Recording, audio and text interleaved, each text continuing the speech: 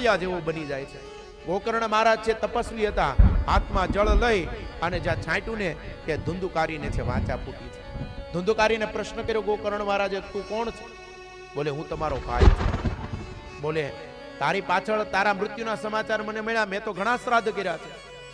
ત્યારે ધુંધુકારી એક વાક્ય બોલે છે કે કદાચ ભાઈ તમે 1000 શ્રાદ્ધ મારી પાછળ કરો ને તો પણ મને છે મુક્તિની પ્રાપ્તિ નહીં થાય, કારણ કે મેં એટલા જ કર્મો ખરાબ કર્યા છે, એટલા કર્મો કર્યા છે.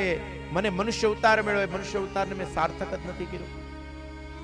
મારો જન્મ બ્રાહ્મણને ત્યાં થયો છતાં પણ મેં સંધ્યા ગાયત્રી ઇત્યાદિ ન કર્યા, અને મેં મારા આ દેહને છે કેવલ અને કેવલ ભોગને માટે ખતમ કર્યો છે. હવે કાંઈક મારી મુક્તિ થાય ને એવું કાંઈક તમે કરો. ગોકર્ણ મહારાજ કે મને કાલનો દિવસનો સમય આપો, હું ગઈકાલે છે એ બધા સંતોને પૂછી અને પછી નિર્ણય લઈશ. આ બાજુ સવારના સમય